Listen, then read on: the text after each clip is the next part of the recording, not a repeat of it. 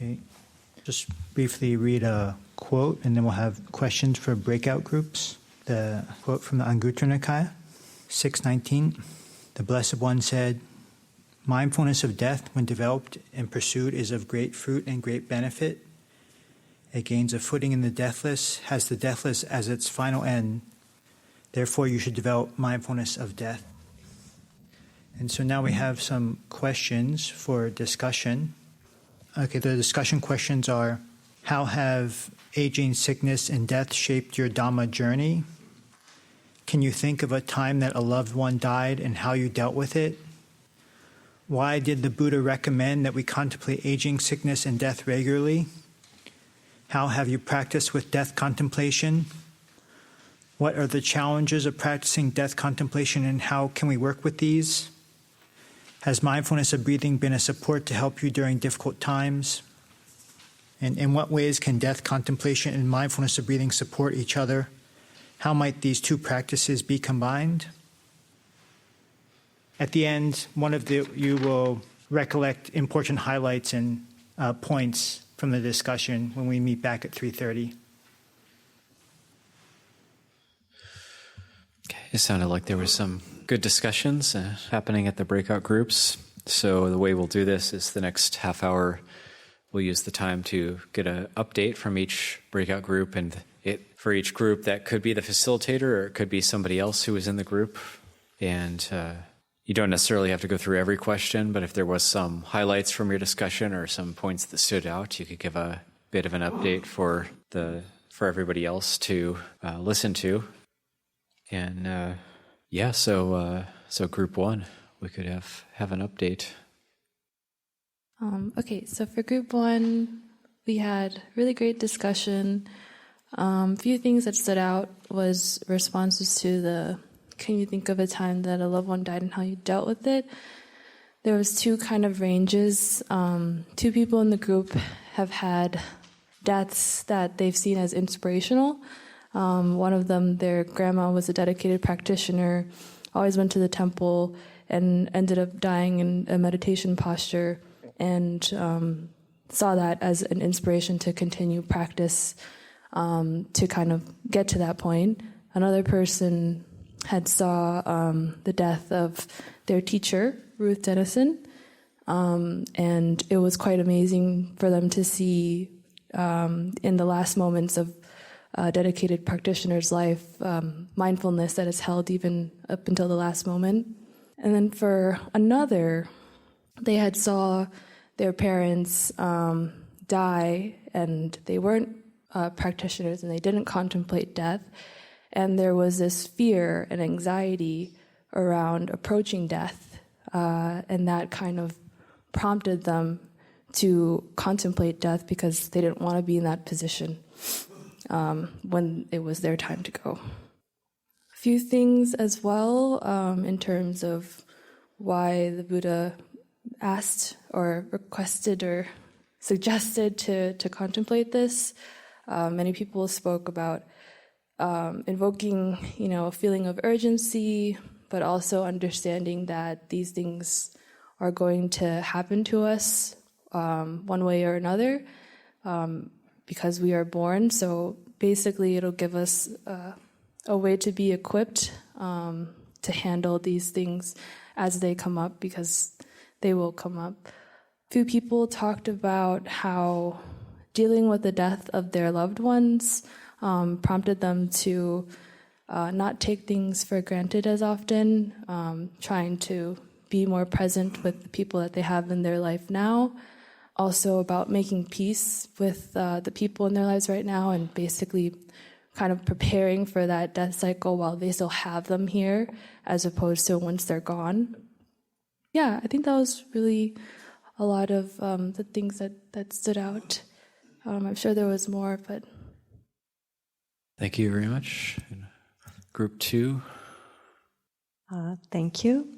We also had a very good discussion, and everyone in the group has been personally affected by aging, sickness, and death, and seem to really take those experiences to heart and practice with them. And One theme that came was how we were very appreciative of having the opportunity to talk about these things that aren't usually talked about, that people shy away or very purposely run away from talking about in the general culture. So it's a great blessing to be able to talk about them with fellow members of the Sangha. And we talked about also the ways that these experiences have touched us in making us more loving, vulnerable, open. And also, because we are willing to contemplate these things, we can be of benefit to other people. Some people are involved in hospice work, but also just being resources for people, friends and family who are confronting aging and death. One other thing I wanted to mention. And I think maybe I said this at the beginning, but just being touched by these experiences encourages us to practice in the most, the most ordinary, everyday way is also practicing for aging, sickness, and death for us. So we were aware of that even overcoming a little irritation is a little victory maybe in itself, but also preparation for the much more challenging things that we will have to experience. And those things will be experienced moment by moment, so letting go is possible in that way. Okay. Oh, boy. We had a great discussion, and my head is swimming, so forgive me if I seem a little scattered. The first question, how have aging, sickness, and death shaped your Dhamma journey?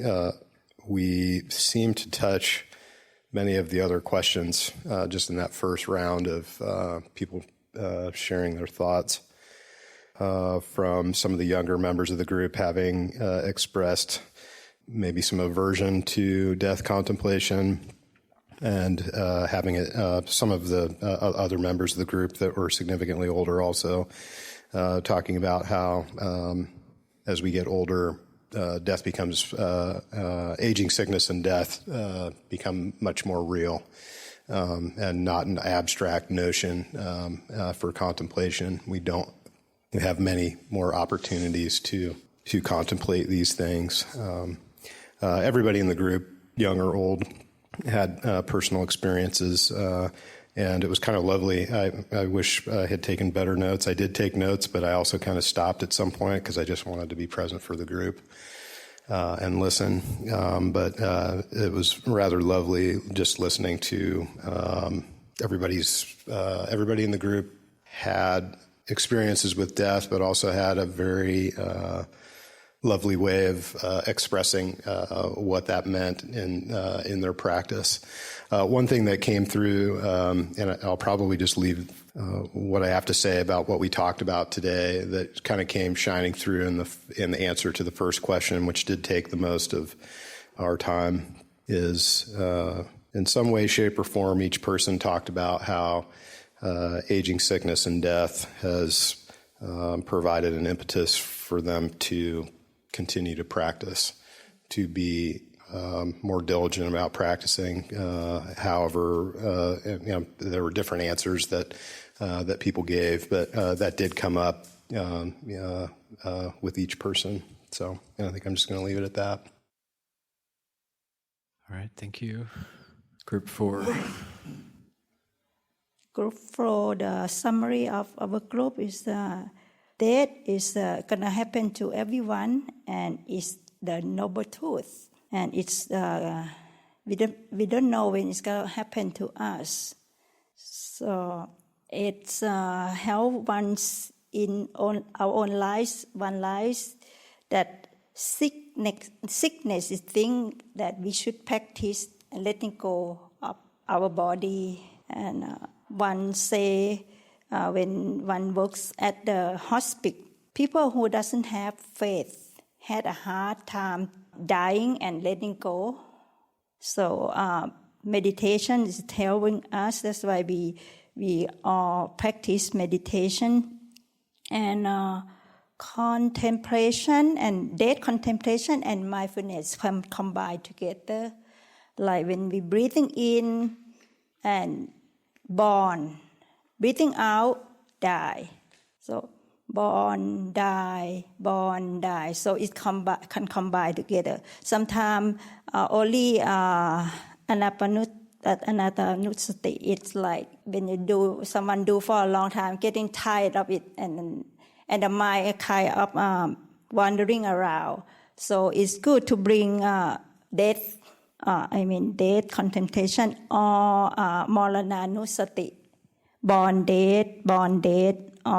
Because in Thailand, Thai people have a experience that when people die and at the Chana ground, they open the corpse to anyone who see, and you see the rotten body, the eye have the scums, the nose, body swollen and rotten and smell. That can help one to imagine our own body when our own body die, and it will be like that. And it's bring the mind down and like more calm down and see it can happen to us someday. And why we have so much of greed, that hatred, and delusion, because it's no use. Death is coming anytime. We're gonna be like that person in the corpse, and that it's help with combine together to meditation. And can do with a walking meditation. When walk on the right, born, left foot, die, or born die, or born dead, like that. We can combine with that. There are a lot to say, but I think this is good enough for our group. All right, thank you. And group 5. So I think I had a similar experience to John. Basically, the first question, we went through most of them. And I think something that was quite interesting is, of course, everyone had experience with death.